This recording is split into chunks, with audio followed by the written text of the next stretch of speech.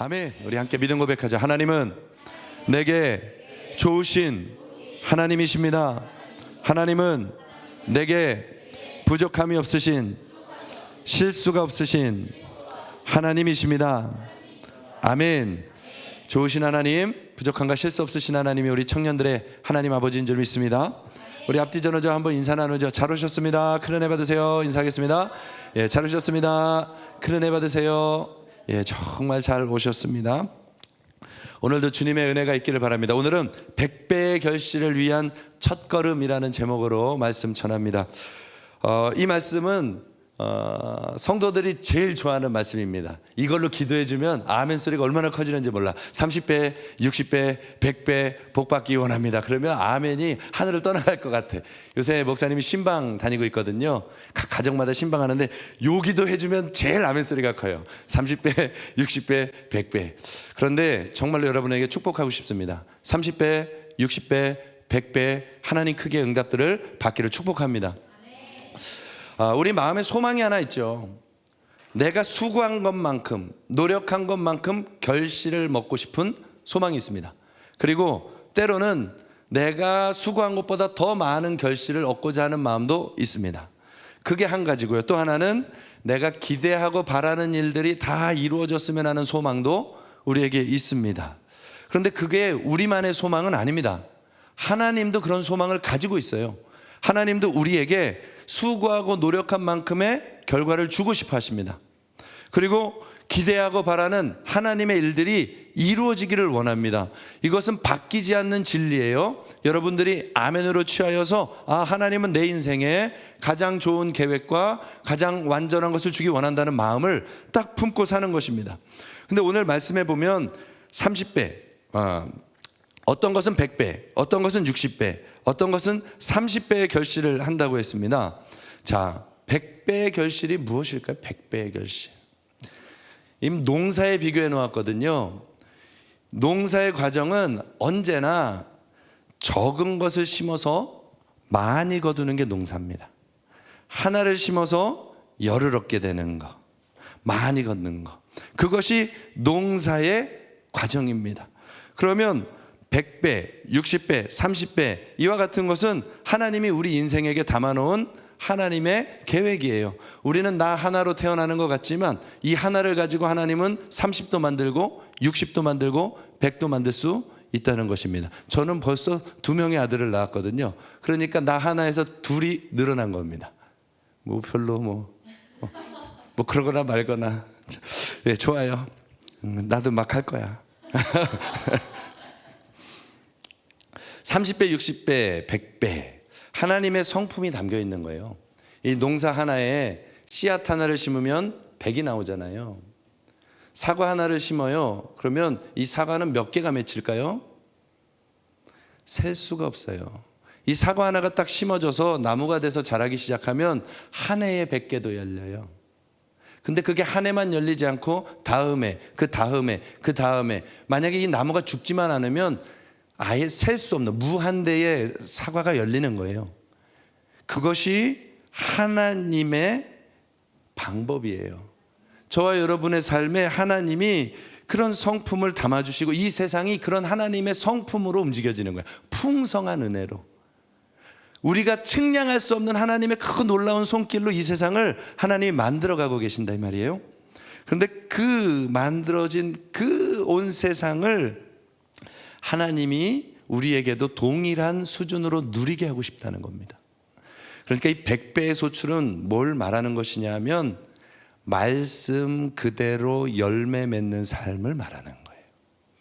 저와 여러분을 향하여서 하나님이 가지고 있는 계획, 그 말씀 그대로 열매 맺고 싶으신 겁니다.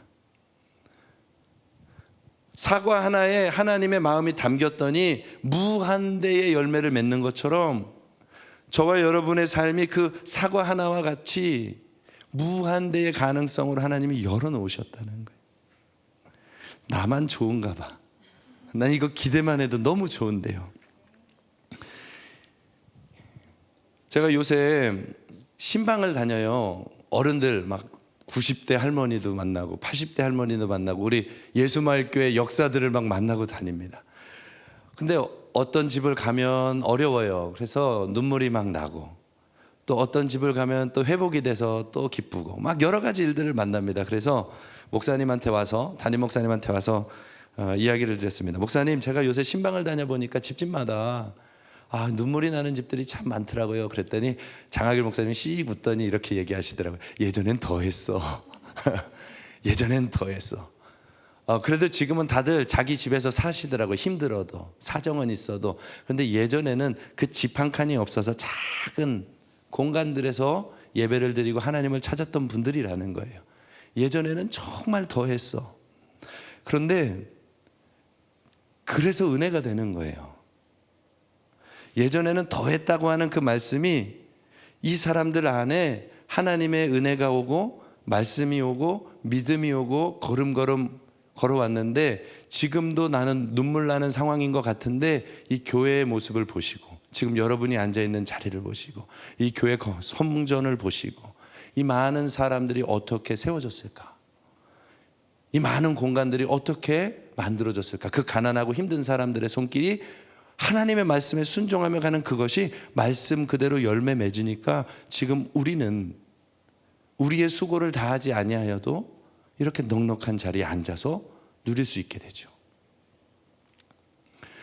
그게 말씀 그대로의 능력이라는 것입니다.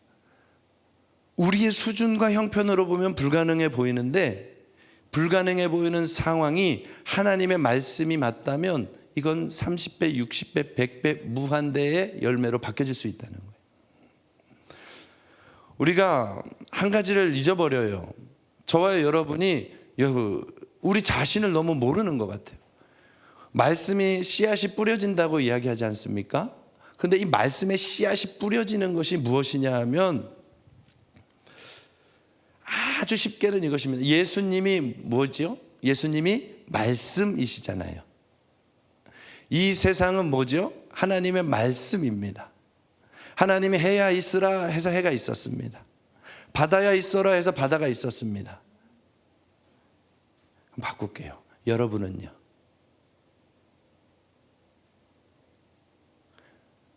하나님의 말씀이 헬이나 있어라 해서 생기는 거예요. 여러분이 말씀 그 자체라고요. 하나님이 명하지 않으면 이 땅에 어떤 영도 올 수 없는 것입니다. 하나님이 계획하시고 태모야 너는 이제 이 세상으로 한번 가봐라 하고 후 하고 바람을 넣어주시면 하나님의 명령을 따라, 말씀의 명령을 따라 45년 전에 내가 이 땅에 오게 되는 것입니다. 저와 여러분은 말씀 그 자체라는 거예요. 하나님의 말씀은 아까 사과 하나에도 이것이 죽지만 않으면 무한대의 열매가 있는 것처럼 저와 여러분 안에는 하나님의 그 풍성한 계획들이 담겨져 있고 얼마든지 그것을 하나님이 맺어낼 수 있다는 것입니다. 말씀 그대로 열매 맺는다는 것은 이사야 55장 8절에서 11절 말씀해 보면 한번 읽어볼까요? 시작. 하나님의 계획만큼 열매가 맺혀지는 것이라는 것. 같이 한번 이사야 55장 8절에서 11절 읽어보겠습니다. 시작. 이는 내 생각이 너희의 생각과 다르며 내 길은 너희의 길과 다름이니라. 여호와의 말씀이니라. 이는 하늘이 땅보다 높음같이 내 길은 너희 길보다 높으며 내 생각은 너희의 생각보다 높음이니라. 이는 비와 눈이 하늘로부터 내려서 그리로 되돌아가지 아니하고 땅을 적셔서 소출이 나게 하며 싹이 나게 하며 파종하는 자에게는 종자를 주며 먹는 자에게는 양식을 줌과 같이 내 입에서 나가는 말도 이와 같이 헛되이 내게로 되돌아오지 아니하고 나의 기뻐하는 뜻을 이루며 내가 보낸 일에 형통함이니라. 아멘. 저와 여러분을 하나님이 말씀하여서 이 땅에 보내셨다면 그 약속은 성취하실 텐데, 그 약속을 성취하시는데 하나님 생각의 크기만큼 하신다는 거예요. 내 생각은 너의 생각과 달라. 나는 지금 이게 전부인 것 같은데 하나님은 다른 걸 그림 그리고 계신다는 거죠. 무한한 것들을 준비하고 있다는 것입니다. 또 하나, 시편 104편에는 하나님의 능력만큼 우리에게 역사하신다는 겁니다. 말씀대로 열매 맺는다는 건 하나님의 능력만큼 우리에게 열매 맺는 거예요. 시편 104편을 다 읽으려면 너무 많으니까 제가 소개를 해줄게요. 하나님이 창조의 권능을 소개하는 시편이에요. 하나님이 경계를 정하시고 하나님이 해를 만드시고 세상을 만드시고 하나님의 능력대로 열매 맺어가는 그 인생, 그것이 말씀대로 열매 맺어가는 거예요. 저는 이 단에 설 때마다 제일 답답할 때가 있습니다. 그게 뭐냐 하면 하나님의 말씀을 지식으로 듣기 시작한다는 거예요. 이성으로 듣기 때문에 눈이 자꾸 감기게 되는 거예요. 여러분인데, 말씀이 여러분인데 그 말씀을 지식으로 받으니까 여기서 역사가 안 일어나는 거예요. 여러분, 저 지난 한 주 동안 20시간을 채 못 잤어요. 그런데요, 주 앞에서 주의 마음을 가지고 해보려고 하면 주님이 새 힘을 주시고 담대함도 주시고 눈도 뜨게 해주시고 하나님의 능력을 주시는 겁니다. 하나님의 말씀은 살아있거든요. 오직 여호와를 앙망하는 자들은 새 힘을 얻으리니 독수리가 날개치며 올라가면 같을 것이요. 그 약속을 붙잡고 가는 거예요. 여러분, 우리의 마음이 굳어진 그 자리가 지금 하나님의 말씀이 다 지식으로 바뀌어 있고 믿음으로 반응하지 않는 자리가 되었기 때문에 그런 거예요, 사실은. 근데 여러분, 이 말씀이 여러분 자체라고요. 여러분 자체라고요. 이 성경에 있는 모든 말씀은, 여러분 예수님 믿으시죠? 예수님 믿으시죠? 예수님 어디 계십니까? 갑자기 아멘 소리가 확 작아지고 대답을 못해요. 예수님 어디 계십니까? 여기 계시죠? 여기 계시면 나하고 둘입니까? 하나입니까? 하나죠. 그러면 내 안에 말씀 대신 예수님이 와 계시니까 그 말씀의 능력이 내게서 역사가 일어날까요? 안 일어날까요? 일어나죠. 여러분들은 하나님이 가지고 있는 놀라운 계획 가운데 지금 이미 시작됐고 들어갔단 말이에요. 하나님 능력만큼 열매 맺는다. 그런데 문제가 하나 있습니다. 오늘 이 말씀에 이 말씀의 능력이 온전히 열매 맺을 수 있는데 하나님의 마음을 아프게 하는 것이 하나 있습니다. 열매가 말씀 그대로 맺혀지지가 않는 겁니다. 말씀 그대로 열매 맺는 것. 오늘 말씀에 농사에 비교해 놨어요. 농사. 씨앗을 뿌리는데 어떤 씨앗은 길가에 뿌려졌습니다. 길가는 사람이 밟고 다닌 땅이라고 했습니다. 이 말씀은, 이 길가밭은 아무리 말씀이 떨어져도 말씀에 관심이 없는 것입니다. 이게 하나님의 말인지 사람의 말인지 관심이 없어서 그냥 다 흩날리는, 일로 들어왔다가 일로 나가버리는 의미 없는 소리에 불과한 것이죠. 하나님이 여기 오셔서 여러분들에게 말합니다. 얘들아, 내가 너희를 사랑한다 하는 이 한마디를 딱 들려줍니다. 그런데 그게 하나님의 소리로 들으면 가슴이 울리고, 그냥 상투적인 소리가 되면 이렇게 들어왔다가 이렇게 나가는 거죠. 그러면 그게 길가라는 것입니다. 하나님의 말씀이 아무리 강력한 하나님이 오셔서 이야기를 해도, 심지어는 예수님이 와서 이야기해도 이렇게 왔다가 이렇게 나가는 일이 있죠. 그걸 길가라고 하는 것입니다. 명목상의 신앙, 종교적인 신앙.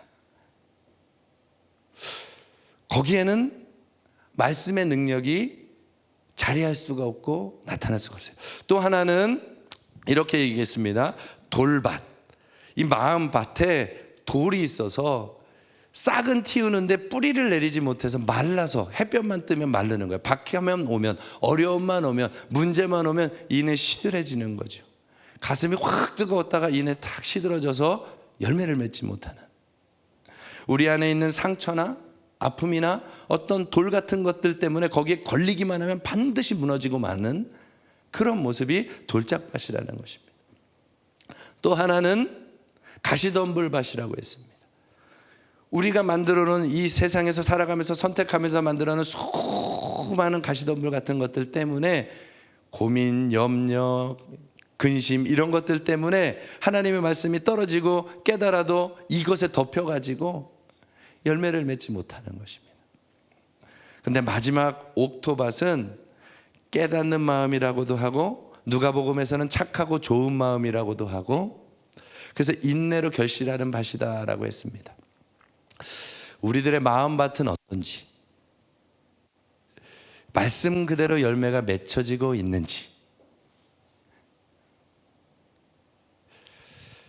우리의 마음을 온전히 살펴보면 좋겠습니다. 그런데 사실 이 네 가지 마음밭은요, 저와 여러분 안에 동시에 다 가지고 있는 밭입니다. 어떤 한 사람은 길가고, 어떤 사람은 돌짝밭이고, 교회 다니면 꼭 그런 게 많더라고요. 이 얘기는 저 사람이 들어야 되는데 이 말씀은 걔가 들어야 되는데, 이게 교회 다니면서. 아니요, 이 네 가지 밭은 우리 안에 다 있는 밭이에요. 어떤 얘기는 아무리 들어도 반응이 안 일어나죠. 그렇지 않아요? 어떤 얘기는 아무리 들려줘도 이렇게 왔다가 이렇게 나갑니다. 그런데 어떤 얘기는 딱 들어오면 너무 좋아가지고 딱 붙잡아요. 그런데 그걸 끝까지 순종하지 못하는 것들도 많죠. 근데 어떤 것은요, 정말 깊이 박혀가지고 그걸 붙잡고 살아가게 되는 것도 있죠. 그러니까 이 네 가지는 다 우리에게 있는 것들이에요, 사실은. 그러면 어떻게 하느냐? 밭을 기경해야 되는 거예요. 오늘 정말 하고 싶은 말씀은 이것입니다. 우리의 마음밭을 기경하라. 마음밭을 기경하라. 이 마음밭이 기경이 된 밭이 옥토밭인 것입니다. 농부들은요, 반드시 밭을 갑니다. 밭을 갈면서 굳은 땅은 풀어주고, 잡초는 제거하고, 돌은 빼서 버리고, 그래서 거기에다가 씨앗을 뿌리게 되는 것이죠. 우리의 마음에 그 옥토로 만드는 기경의 작업을 해야 되는 것입니다. 호세아 10장 12절에 이렇게 말씀합니다. 같이 한번 읽어보죠. 시작. 너희가 자기를 위하여 공의를 심고 인애를 거두라. 다시 한번요. 너희가 누구를 위하여? 자기를 위하여. 여러분, 마음 관리하는 건 바로 나를 위해서 하는 거예요. 자기를 위하여 공의를 심고 인애를 거두라. 너희 묵은 땅을 뭐해라? 기경하라. 지금이 곧 여호와를 찾을 때니 마침내 여호와께서 오사 공의를 비처럼 너희에게 내리시리라. 우리의 마음을 기경하랍니다. 공의를 심고 인애를 거두라. 예레미야 4장 3절입니다. 또 같이 읽어보죠. 시작. 여호와께서 유다와 예루살렘에게 이와 같이 이르노라. 너희 묵은 땅을 갈고 가시덤불에 파종하지 말라. 아멘. 여기 묵은 땅이 무슨 땅이래요? 가시덤불이 넘쳐있는 땅. 나 예수 믿는데, 예수님을 믿는데도 불구하고 염려와 근심이 늘 있는 그 가시덤불이 무성한 땅도 묵은 땅이라는 겁니다. 그 땅을 갈고 파종하라는 겁니다. 우리의 마음을 어떻게 갈아엎을 수 있을까? 생각들을 해봐야죠. 고린도전서 6장 9절에서 10절 말씀도 한번 봅시다. 고린도전서 6장 9절에서 10절 같이 한번 읽어보겠습니다. 시작. 불의한 자가 하나님의 나라를 유업으로 받지 못할 줄을 알지 못하느냐? 미혹을 받지 말라. 음행하는 자나 우상 숭배하는 자나 간음하는 자나 탐색하는 자나 남색하는 자나 도적이나 탐욕을 부리는 자나 술 취하는 자나 모욕하는 자나 속여 빼앗는 자들은 하나님 나라를 유업으로 받지 못하리라. 아멘. 이 말씀을 가볍게 들으시면 안 됩니다. 청년의 때에 우리의 행실을 무엇으로 지킬까? 하나님의 말씀의 이야기가 나오는 것이죠. 이 말씀의 내용에 혹여라도 걸리는 것 있습니까? 불의한 자는 하나님 나라 유업으로 못 받는데 음행하는 자, 우상 숭배하는 자, 간음하는 자, 탐색하는 자, 남색하는 자, 도적, 탐욕 부리는 자, 술 취하는 자, 모욕하는 자, 속여 빼앗는 자. 여러분, 우리 청년들이 우리의 마음에 이와 같은 마음으로부터 우리 스스로를 돌아볼 수 있기를 축복합니다. 이 밭을 기경해야 됩니다. 여러분, 친구들하고 세상에서 노는 거 너무 재밌잖아요. 그러나 술 취하고 거기서 히끅거리다가 나의 마음에 가시덤불이 푹 자라나면, 또 깊은 밤 내 방 한 구석에서 음란함이 푹 자라나면, 사람은 몰라요. 그러나 하나님은 우리의 마음을 알고 계시고 하나님은 우리 마음에 계시기 때문에 그 푹 자라난 가시덤불 위에다가 세일을 하실 수가 없는 것입니다. 가시덤불이 가득 자라 있는데 내가 하나님 앞에 나와서 말씀을 받고 그것을 가지고 기도를 한들 이 안에 있는 가시덤불 위에다가 무엇을 맺어줄 수 있겠냐는 거예요. 내 마음의 미움과 시기와 그 온갖 욕심들, 탐욕들이 여기서 가득 차서 그것은 도저히 빼어버릴 수 없다고 생각하는 이 굳어버린 마음 안에다가 어떻게 가장 아름다운 하나님의 것, 하나님의 나라의 것을 열매 맺게 해줄 수 있겠냐는 거예요. 묵은 땅이 우리의 마음의 진짜 모습이라면 여러분, 오늘은 울어야 됩니다. 하나님, 내 마음의 묵은 땅을 기경해 주십시오. 내 마음의 음란함을 제거하여 주십시오. 여기는 한 명도 안 음란하니까 아멘을 안 하는 것 같아요. 그렇죠? 내 마음의 욕심, 내 마음의 미움, 내 안의 시기, 내 안에 하나님이 거할 수 없을 만한 수많은 생각들, 완고함, 그 모든 것들을 하나님 빼내기를 원합니다. 저와 여러분은 그런 거에 사로잡힐 인생이 아니라 예수님이 안에 온 예수님 짜리들이거든요. 그 예수님의 영광의 말씀이 그 별것도 아닌 것들에 눌려서 힘을 발휘하지 못하는 거예요. 그걸 기경하라는 것입니다. 갈라디아서 5장 19절에서 21절입니다. 또 같이 한번 읽어보죠. 시작. 육체의 일은 분명하니 곧 음행과 더러운 것과 호색과 우상숭배와 주술과 원수 맺는 것과 분쟁과 시기와 분냄과 당짓는 것과 분열함과 이단과 투기와 술취함과 방탕함과 또 그와 같은 것들이라. 전에 너희에게 경계한 것 같이 경계하노니 이런 일을 하는 자들은 하나님의 나라를 유업으로 받지 못할 것이다. 하나님의 나라는 풍요롭습니다. 하나님의 나라는 능력이 있습니다. 하나님의 나라가 우리에게 덮어오면 병든 걸 살아나게 합니다. 죽어가던 걸 일으킵니다. 가난한 걸 부욕해 만듭니다. 하나님의 나라가 오면, 그래서 예수님이 오셔서 예수님 앞에 가면 예수님이 만지는 자는 살아나는 것입니다. 나병 환자들은 부정한 자라 다 집문 밖으로 나가서 한 곳에 모여 살아야 되잖아요. 이 사람은 절대 정한 사람들이 있는 곳에 오면 안 되는데 예수님께 와서 예수님이 만져지면, 그래서 그 고대 사회에서는 그 나병 환자를 만진 자가 덩달아서 부정해지는 거죠. 그런데 참 이상해요. 예수님께 오면, 예수님이 만지면 부정을 예수님이 입는 게 아니라 예수님의 정결함이 나병 환자에게 가서 나병 환자가 정해지는 거예요. 그게 하나님의 나라라는 거예요. 귀신 들린 자가 오면, 예수님을 만나면 예수님의 능력으로 귀신이 떠나가고 정해지는 거예요. 하나님의 나라가 그와 같고, 하나님의 나라의 영광과 풍성이 지금 저와 여러분 안에 이미 와 있다고요. 예수님이 여기 와 있다고요. 우리 청년들 안에, 이 시대를 살아가는 청년들 여러분 안에 예수님이 와 계시다고요. 어마어마한 영광으로 이미 하나님의 나라로 이 안에 와 계시다고요. 그걸 가로막는 것들이 별것도 아닌 것들이라 이 말입니다. 음행과 더러운 것과 호색과 우상숭배와 주술과 원수 맺는 것과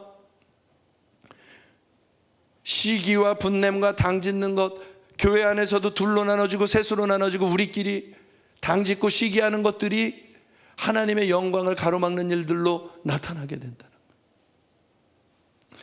항상 말씀이 늘 심각한 것 같아요. 그렇죠?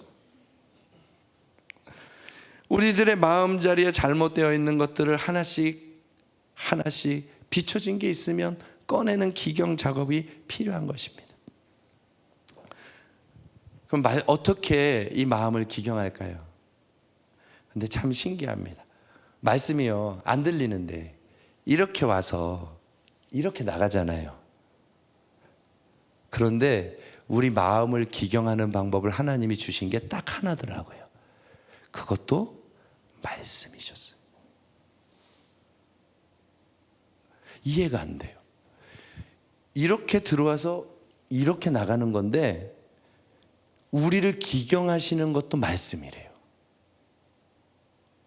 로마서 10장 17절에 그러므로 믿음은 들음에서 나며 들음은 그리스도의 말씀으로 말미암았느니라. 왜 말씀으로 우리가 기경되는지 아십니까? 말씀 자체가 하나님이시니까. 하나님의 권능이 담겨있기 때문에 이 말씀이 이렇게 왔다 이렇게 가는 것 같은데 어느 날 이 말씀이 내 귀를 뚫어서 마음으로 내려오면 깨달아지게 되고 믿어지면, 오늘 옥토밭이 뭐예요? 듣고 깨닫는 마음이다. 듣고 깨닫는 마음이다. 듣고 깨닫는 마음이다. 내 마음이 가시덤불인지 듣고 깨달으면 기경되는 거예요. 내 마음이 돌짝밭인지 듣고 깨달으면 기경되는 거예요. 내 마음이 길가밭인지 듣고 깨달으면 기경되는 거예요. 그 기경되면 그 뿌려진 것이 열매를 맺기 시작하는 거예요. 그래서 우리에게 좀 이런 도전이 있으면 좋겠습니다. 좋은 기회를 붙잡으면 좋겠어요. 지금 우리 교회에 뭐 열어주세요? 부흥회 열어주시죠. 그게 특별하게 말씀을 뚫어서 심는 하나님의 날들이라고요. 교회야 부흥회를 하라. 나는 모르겠다. 나에게 얼마나 지금 직장 생활이 피곤한데 새벽 저녁으로 어떻게 가냐. 아니요, 그게 아니고요. 부흥회 때나 이런 특별한 시기에는 하나님이 우리를 만들 준비를 하고 부르시는 거예요. 이때 내 마음에 하나님, 이번에 내가 이런 부분은 변하기 원합니다. 하나님, 이번에 내가 주를 보기 원합니다. 하나님, 내가 달라지고 싶습니다. 내 삶에 하나님의 응답이 있기를 원합니다. 마음의 각오를 가지고 주께로 나오기 시작하면 하나님의 새로운 말씀들이 우리의 심령을 깨트리기 시작하는 거예요. 예수님이 사역하실 때 예수님의 소문을 듣는 사람들이 살아나는 겁니다. 예수님이 멀리서 사역을 합니다. 와, 어디 병 났대, 어디 기적이 일어났대, 야, 어디서는 귀신 쫓아냈대. 그런데 소문이 하나 들리죠. 오늘은 우리 마을 오셨댄다. 그러면 그 마을에서 장님이어도 우리 마을에 예수님이 오셨어? 그럼 달려가잖아요. 다윗의 자손 예수여, 내 눈을 열어주옵소서. 그때 달려오는 사람이 고침받잖아요. 부흥회가 딱 그와 같은 거예요. 이런 절기가 딱 그와 같은 거라고요. 하나님, 지금이 나에게 특별하게 찾아오신 기회군요. 하나님, 내가 이번에 기경되기를 원합니다. 말씀을 듣기 원합니다. 나를 바꾸어 주옵소서. 여러분, 이 기회를 붙잡으십시오. 저는 감히 한번 권면 드립니다. 여기 앉아있는 청년들,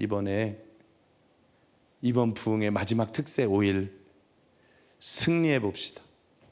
그리고 진짜 소원 가지고 나와 봅시다. 예전에 만났던 주님 말고 오늘 살아계신 하나님을 한번 만나보자고. 제가 요즘에 신방 다닌다고 했잖아요. 와, 깜짝 놀랐습니다. 95세 할머니를 만났어요. 또 93세 할머니를 만났어요. 87세 할머니 권사님을 만났어요. 어떻게 예수님 만나셨어요? 하고 물어봤더니, 내가요 20대 때에 이 폐가 병이 들어가지고 숨도 못 쉬고 있었는데 어느 부흥회 때 찬양 소리가 너무 좋아서 앉아서 찬양하다가 이 폐가 하나님이 고쳐주셨습니다. 그때부터 나는 예수 믿어요. 또 어떤 권사님은 갔습니다. 내가요 얼마 전에 MRI를 찍어야 되는 상황이라 너무 무서운데 MRI에 들어갔더니요, 갑자기 천사들이 찬양 소리를 불러주더라고요. MRI를 찍으면서 주님의 소리가 들려와서 펑펑 울다가 나왔습니다. 또 어떤 분은요, 제가요 너무 힘들었는데 하나님 나 좀 살게 해달라고, 도와달라고 어느 부흥회 때 그렇게 기도했더니 어느 날 꿈에 주님이 나타나셔서 금 열쇠를 하나 주면서 이제 다 열어서 써라. 그리고 응답해 주신 이후에 우리 가정은 아이들 학비 문제가 사라져 버렸습니다. 다 옛날 얘기 같죠? 아니, 지금도 있거든요. 하나님은 여전히 살아계신데, 그 말을 듣는데 무슨 그림이 그려지냐면, 이건 정직하게 고백하는 거예요. 이 흐름이, 이 마음이 우리 청년부에서 다시 한번 일어나면 어떨까? 살아계신 하나님을 경험하는 청년부가 지금도 살아계시다고 증거할 수 있는 청년부. 멀리 누가 만난 하나님이 아니라 지금 이곳에서 여전히 살아계시고 역사하시는 그 하나님을 경험하는 청년부로 이곳이 하나님의 은혜가 계속해서 살아 역사하는 청년부가 되면 어떨까 하는 그림이 그려지더라고요. 그런데 이번이 시작이 될 것 같다는 마음이 들었습니다. 그래서 설교하러 왔나 봅니다. 이번이 될 것 같아요. 붙잡혀서 주께로 나가면은 내 마음의 소원을 가지고 나가면 주님은 만나 주실 것 같아요. 그리고 새 일이 시작될 것 같습니다. 우리 한번 마음에 결단을 하고 기경을 하며 나아갔으면 좋겠습니다. 저도 사실은 굉장히 우리 예수마을교회 처음 왔을 때는 완전 실패한 청년으로 왔었습니다. 전도사로 용인에 있던 어떤 교회를 섬기다가 도저히 이건 내가 감당을 못하겠다 해서 저 사임할게요 그랬더니 목사님이 안 된대. 사임을 하면 안 된대요. 너는 여기서 배워야 돼. 어디를 가? 그러셔가지고 아 그래요? 그래서 그 밤에 짐을 싸가지고 야반 도주를 했어요. 제가 도저히 못하겠어가지고 무서워서. 그래 나니까 전도사가 교회에서 섬기다가 목사님은 가지 말라고 했는데 내가 그 교회를 야반도주에서 왔으니까 내가 앞으로 하나님 일을 할 수 있을까? 얼마나 무너져 있겠습니까? 그리고 나 같은 사람이 앞으로 사역을 할 수 있을까? 얼마나 자신에 대한 한스러움이 있겠어요. 그래서 사역을 바로 못하고 그 다음부터는 직장 생활을 하다가 예수마을교회로 온 겁니다. 청년부로. 근데 그렇게 청년부 생활을 하고 있는데 아직도 기억납니다. 우리 교회에서 나겸일 목사님이라고 하는 분이 오셔가지고 부흥회를 하셨어요. 그때 그 주한장로교회 목사님이셨는데 이분이 오셔서 부흥회를 하시는데 무슨 말씀인지 하나도 못 알아듣겠어요. 진짜 그냥 왜 말씀이 다 이래. 말투도 이렇고 내가 진짜 똑같이 하는 거예요. 그러다가 한마디들 등신 같은 게 뭐 이런 거. 그러니까 진짜 한마디도 못 알아듣겠어. 그냥 그 집회 자체가 그랬어요. 그런데 참 신기하죠. 그 집회 마지막 날 저녁에 기도하는데 기도 딱 끝나고 나니까 여기 마음에서 아 이제 다시 시작할 때가 됐구나 하는 마음에 평강과 소원이 착 일어나더라고요. 내가 이해할 수 없는 거예요. 나는 은혜를 하나도 못 받았거든. 여러분은 그러면 은혜 받을 수 있어요? 왜? 이거 못 받아. 그런데 거기서 살아나고 나니까 용기가 생겼어. 그 부흥회가 끝날 때 내 마음이 바뀌더라고요. 그래서 그 밤에 차를 한 대 빌려가지고 다음날 새벽에 그 교회에 가서 새벽 예배 성도들 다 빠져나가고 이제 목사님이 나오실 때 마당으로 뛰어들어가서 무릎을 꿇고 잘못했다고 용서해 주시라고. 저는 이제 다시 시작하고 싶은데 용서 받고 해야 될 것 같다고. 그렇게 고백을 했더니 목사님이 등을 두드려 주시면서 그래 이제 잘해봐라 그러셔가지고 목회가 시작된 거예요. 제가 무슨 말씀을 드리려고 하냐면 기회를 잡으라는 거예요. 또 한 번의 부흥회 그런 거 아니에요. 또 한 번의 절기 그런 게 아니야. 저와 여러분에게 하나님이 하실 새 일이 있어요. 그것을 사모함으로 붙잡고 하나님 앞에 한번 결단을 해보고 이번에 나의 마음을 기경하리라. 이번에 하나님이 마음껏 역사하실 수 있도록 열매를 맺을 수 있도록 내 마음을 한번 하나님께 드려보리라. 그것을 시작하는 것이 이번 한 주가 마지막 남은 특세 5일 내가 확 깎아줬습니다. 20일 중에 며칠 승리했어 진짜. 20일 중에 아직 다 승리 못했지만 이 5일을 부흥회와 함께 우리의 말씀에 어그러졌던 자리들을 주님의 말씀을 들려주시면 바꾸고 돌아서고 회개하고 시간마다 주의 말씀대로 결단도 하면서 주님이 행해 주실 일들을 기대하며 나가면 너무나 좋겠습니다. 그러면 하나님이 약속하신 말씀 그대로 열매 맺는 일이 벌어지기 시작할 겁니다. 만일 그날 그 부흥회가 아니었다면 저는 오늘 여기 못 서 있을 겁니다. 그렇지 않겠어요? 주님의 일하심은 언제 어느 타이밍일지 몰라요. 근데 이번일 것 같아요. 주님에게로 한번 나가 보십시다. 그리고 특별히 여러분들에게 감히 한번 권면합니다. 추수감사 주일인데 추수감사절에 나의 마음에 진심을 담은 추수감사 하나님께 해보신 적 있습니까? 이번 한 주간을 보내면서 하나님이 나에게 어떤 은혜를 주셨지? 하나님이 내 삶에 무엇을 행해 주셨었지? 정직히 고백하면서 기도하면서 하나님께 물어가면서 하나님, 나의 힘을 다해 하나님께 나의 인생을 드리듯 주께 드리겠습니다. 그리고 고백을 담은 예물을 하나님 앞에 올리며 가보십시다. 내가 이러면 영하 18도로 떨어질 줄 알았어요. 사람이 가장 많은 부분에서 마음이 굳어져 있는 가시덤불과 같은 자리가 바로 물질이거든요. 근데 이번에 그 물질을 기경해 보자고요. 기경해 보자고요. 이렇게만 말하면 여러분이 별로 큰 힘을 못 얻을 것 같아서 마지막 말씀 하나만 읽어주겠습니다. 우리 출애굽기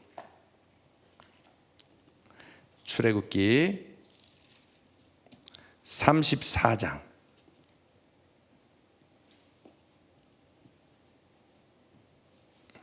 20절부터 24절까지 18절부터 24절까지 한번 보죠. 다 찾았어요?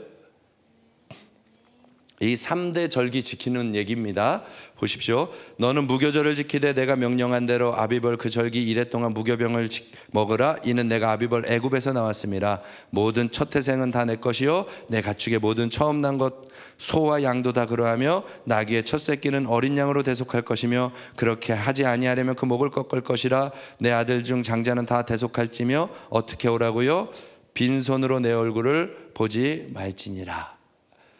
그리고 다른 신명기나 이런 곳에는 모든 절기를 지킬 때 빈손으로 나오지 말라는 말을 반드시 합니다. 그리고 이렇게 말합니다. 너가 받은 은혜를 헤아려. 많이 드리라는 말도 아니고 적게 드리라는 말도 아니라 내가 받은 은혜를 헤아려서 주님이 나의 주인이시고 주님이 나를 지켜주셨고 주님이 나와 함께 하신다는 고백을 담아서 하나님 앞에 나아오라는 거예요. 주머니에 있던 거 구겨진 거 오늘은 추수감사주일이네 이렇게 넣어서 나오는 게 아니라 준비되는 마음으로 예루살렘을 향하여 갈 때 내 고향집에서부터 양을 끌고 가고 이번에는 하나님께 드릴 제물, 올해는 흉년이라 많지 않지만 흉년이라도 내게 주신 은혜가 이 정도니 내 힘 닿는 것으로 하나님께 드리리라. 제가요 광주에서 목회를 했더니 어떤 분은 집이 세 채인데 추수감사주일은 항상 3만 원이야. 세 채라서 3만 원인가? 이해가 안 되죠. 받은 은혜를 헤아려. 하나님이 나에게 어떤 은혜를 주셨지? 구원의 은혜, 인도해 주신 은혜, 만남의 은혜, 또 때로는 그 절기에는 나의 소원을 담아서 하나님 올해는 이렇게 힘들었지만 내년은 하나님이 만들어 주실 것을 신뢰합니다. 그러면서 그 마음의 소원을 담아서 가는 거예요. 그게 절기예요. 그 마음자리부터 기경을 한번 해보자는 거죠. 절대 오해하지 마세요. 많이 내라가 아니에요. 여러분이 기도하면서 한 주간 기도하면서 하나님 나의 힘은 여기입니다. 그러면 과부의 두렙돈을 가장 큰 것이라고 하셨다고요. 은혜를 헤아려서 드릴 줄 아는 사람들. 그러면 하나님이 그 사람을 어떻게 하느냐? 이제 보세요. 어떻게 하느냐? 21절부터 보겠습니다. 너는 엿새 동안이라고 일곱째 날에 쉴지니 밭갈 때나 거둘 때 쉴지며 77절 곧 맥주절 초실절을 지키고 새말에는 수정절을 지키라. 여기서부터 같이 읽겠습니다. 시작. 너희의 모든 남자는 매년 3번씩 주 여호와 이스라엘의 하나님 앞에 보일지라. 내가 이방 나라들을 내 앞에서 쫓아내고 내 지경을 넓히리니 내가 매년 3번씩 여호와 내 하나님을 뵈려고 올 때에 아무도 내 땅을 탐내지 못하리라. 아멘. 이게 하나님의 말씀의 약속이라고요. 이 말씀은요 하나님이 말씀을 한 건 지키셔요. 말씀대로 사는 사람들이 돼야 돼요. 하나님 앞에 우리의 마음을 온전히 드리며 나아가면 하나님은 그 사람의 소유를, 인생을 잡아서 지키시는 거예요. 예루살렘에 오려면 변두리 마을에 사는 사람들은 진짜 무서운 거죠. 추수가 끝났잖아요. 추수가 끝났을 때 양과 소를 데리고 성인 남자가 예루살렘으로 옵니다. 그러면 집에 싸울 사람이 있어요, 없어요? 없어요. 변방에는 항상 이방인들이 공격을 할 수가 있다고요. 우리 같으면 무서워서 못 갈 거예요. 그런데 하나님은 말씀하시는 거예요. 이유 불문. 변방에 있어도 하나님께 절기 드릴 때 마음을 다해서 나와 봐. 사람이 지키는 게 아니라 나 하나님이 너희들을 지켜줄게. 이번 감사절이 우리의 마음자리를 기경하는 첫 시작점이 되었으면 좋겠어요. 100배의 결실을 위한 첫 출발점. 하나님, 이제 나는 하나님의 말씀의 사람이니 말씀답게 내 마음을 기경하는 인생을 오늘부터 시작하겠습니다. 이번 절기부터 시작하겠습니다. 이번 부흥회부터 내 마음을 기경하겠습니다. 그리고 이번부터 100배의 결실을 향하여 말씀 그대로 열매 맺는 일이 우리의 삶에 이루어질 것을 기대하며 나아가겠습니다. 여러분들 작지 않습니다. 여러분들 결코 약하지 않습니다. 여러분들은 하나님 크기로 여러분들이 살아가고 있는 그 자리를 반드시 열매 맺을 사람들입니다. 오늘 이번 한 주 주님 앞에 결단하고 나아가십시다. 확답을 받아야 되겠어요. 나 이번에 부흥에 오겠다. 손 빨리 들어. 예. 듣는 척이야. 이거 뭐야 이거. 여러분 결단하시고 하나님 앞에 마음을 들여 헤아려 보며 주님과 친해지시는 거예요. 헤아려 보는 게. 주님과 친해지면서 나오면 주님이 여러분을 책임지실 것입니다. 그렇게 100배의 결실을 위한 첫걸음 우리 주님 앞에 하며 나아가기를 축복합니다.